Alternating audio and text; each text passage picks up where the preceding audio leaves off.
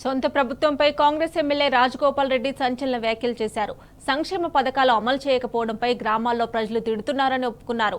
రైతు భరోసాలో ఇచ్చిన హామీ మేరకు కాకుండా కొంత నగదును తగ్గించడంపై రైతులు ఆగ్రహంగా ఉన్నారన్నారు. ఒకవైపు కాంగ్రెస్ సర్కార్ను తిడుతున్న ప్రజలు మరోవైపు కేసీఆర్ను ఇంకా ఎక్కువగా మెచ్చుకుంటున్నారని తెలపడం విశేషం. ఎన్ని అప్పులు చేసైనా పథకాలు అమలు చేస్తామని స్పష్టం చేశారు. రైతు రుణమాఫీ జరగలేదు, రైతు భరోసా ఇస్తలేరు, కేసీఆర్ ఉంటేనే బాగుండేనని ప్రజలు అనుకుంటున్నారని రాజగోపాల్ రెడ్డి అన్నారు. అంటే ఎంత ఎకరానికి 6,000 ఒకసారి అంటే 2 సార్లు కలిపి 12,000. దాంట్లో కూడా కొంచెం డుంకి పెట్టినాం.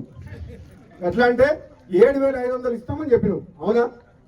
కానీ ఇక చేస్తే మీకు ఇక ఏం చెప్పాలి? ఉన్నది చెప్పిన రాష్ట్ర ఆర్థిక పరిస్థితి బాగలేకపోవడం వల్ల రైతు బంధు మీకు తెలుసు, రైతు భరోసా పేరు మార్చింది. గవర్నమెంట్ రాగానే ఎమ్మటే ఇచ్చిందా? ఎంత ఇచ్చారు? 5,000 నాకు ఇచ్చినప్పుడు మధ్యలో మాత్రం ఒకసారి డుంకి కొట్టింది. ఒకటే తిరుగుతున్నారు జనం, ఊళ్ళో పోతే ఒకటే తిడుతున్నారు. కేసీఆర్ బాగుండేది ఇస్తలేరు కాంగ్రెస్ వాళ్ళని అన్నరా? ఎందుకంటే ఆడ పోతే గ్రామ సభలలో ఎక్కడ పెద్ద లొల్లి అవుతుందంట. ఎందుకు లొల్లి అవుతుంది?